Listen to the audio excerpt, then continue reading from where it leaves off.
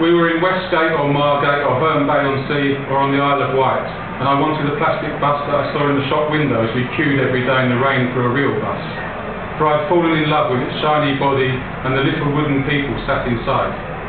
Maybe at the end of the holiday, if there's any money left, was always the reply to my begging.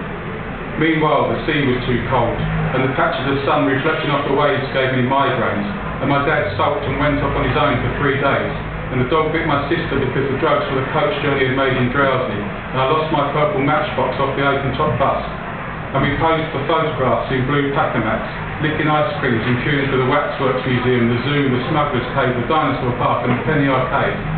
And we ate fish and chips, candy floss and peppermint rock, and chased each other with crabs from rock pools, and walked too much sand into the rented house.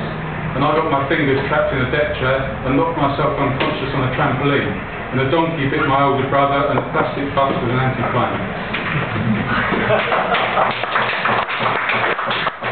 This is the same sort of holidays, and the same dad on them. It's called Sod the Bleeding Lot of You.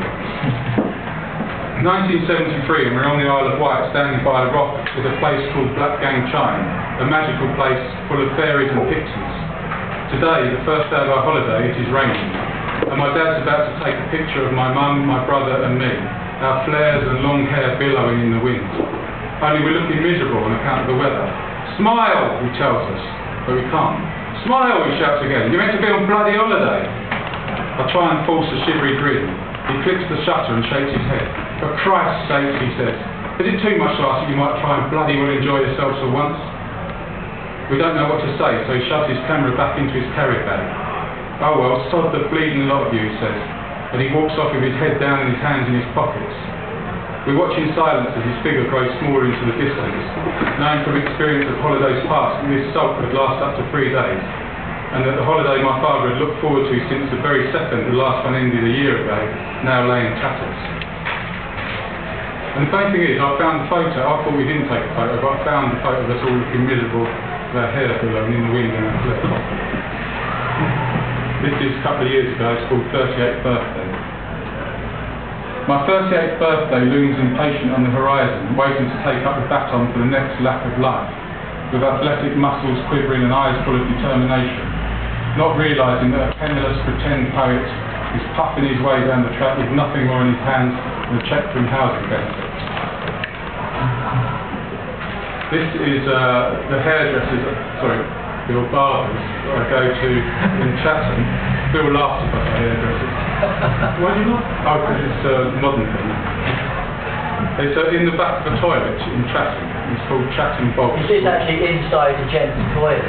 Yeah. And it's been on television quite a lot, and you actually have to go through the urinal to get the hair cut. It was on the news the other day. Yeah, there's a window looking out into the loo. Yeah. And the bloke who cuts your hair looks like Burt Reynolds. Anyway, it's called Chatham Box. I walk down Railway Street through the Chatham drizzle. I turn right at the pointing statue and walk through the gentlemen's toilets and into the barbers at the back. I say hello to Tony, who's cutting a man's hair, and take a seat.